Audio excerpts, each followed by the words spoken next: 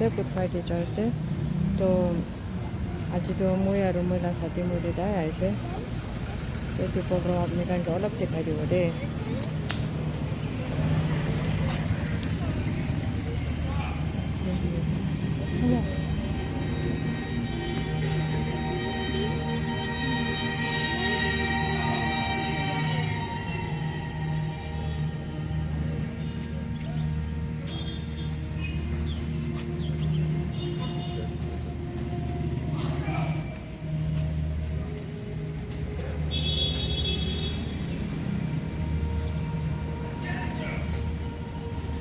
who lifted others, now lies beats the way to the cross.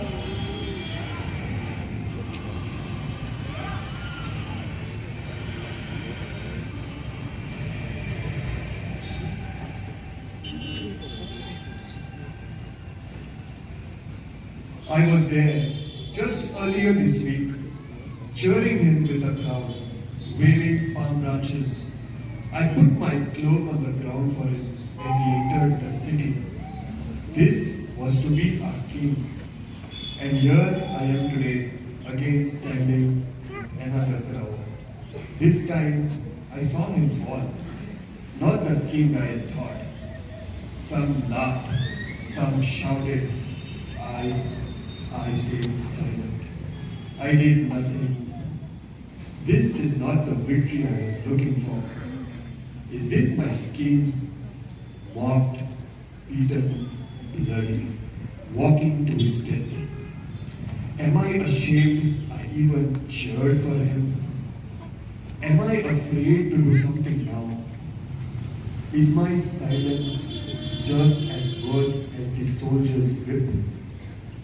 Can I do something?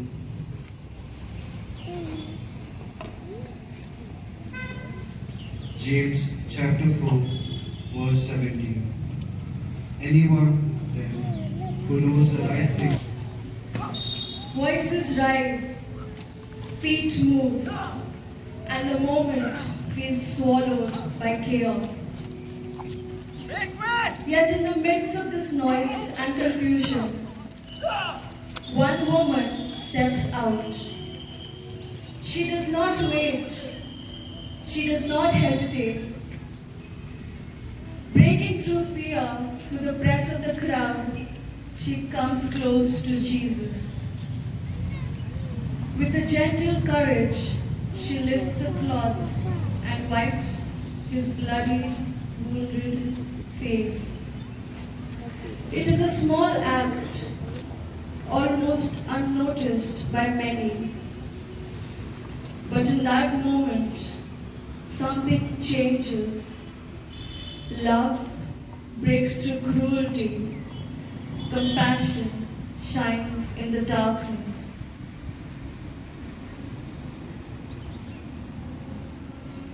I saw his face, wounded, weary, yet filled with peace.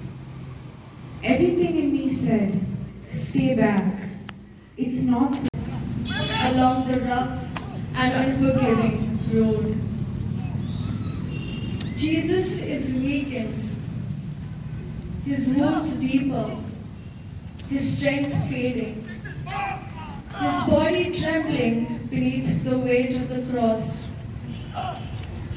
The beating is relentless, the crowd all around, some shouting, some mocking, some simply watching without concern.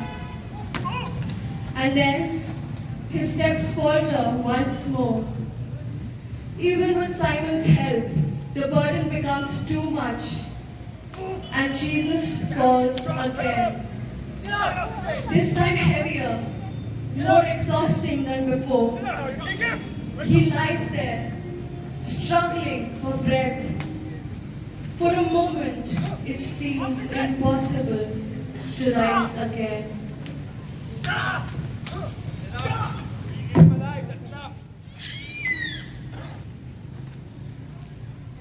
He cast out 7 demons from me. He saved me when he called me by my name. He brought me back from where I had fallen. here he is today, on the ground, fallen again. Can he get up? There looks to be nothing left in him. Oh, the weight he is carrying. But then he rose again, not because he had strength, but because he had love. And I understood something I will never forget. Love does not stop when you feel weak. It continues, even when there's nothing left to give. That love gives us perseverance to rise, even if we fall multiple times. Their hearts are moved with sorrow, and their tears fall freely.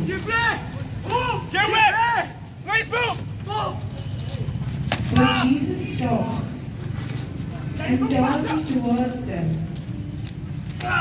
Even in his suffering, his concern is not for himself. He speaks to them.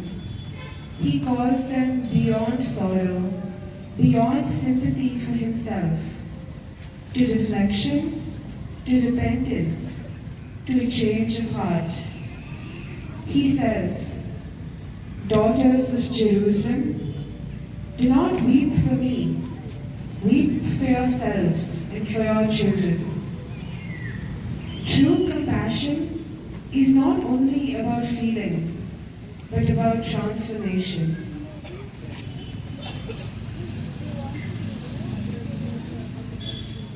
We cried when we saw him, our hearts breaking at his suffering.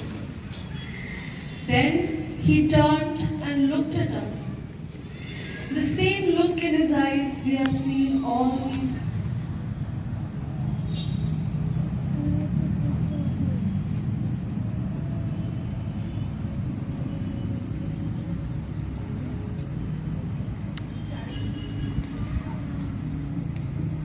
Then the cross is lifted high, like once the bronze serpent was lifted high by Moses. He hangs between the heaven and the earth, offering everything, holding nothing back. In between two thieves, like a criminal, he's left to die. In this moment, suffering becomes sacrifice, and love is revealed in its truest form.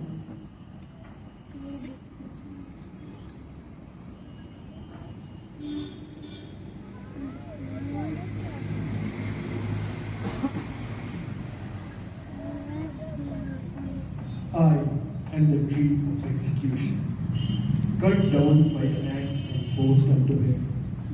As I journeyed on his shoulders, each limb hit alongside me. As each drop of blood seeped into my veins, as each nail passed through his flesh and made him one with me. The one who gives life now rests upon me. The pain has changed my purpose, what I was meant for. Legs of the two who have been crucified with him. But when they come to Jesus and see that he is already dead, they do not break his legs. Instead, one of the soldiers pierces his side with the spear. At once, blood and water comes out.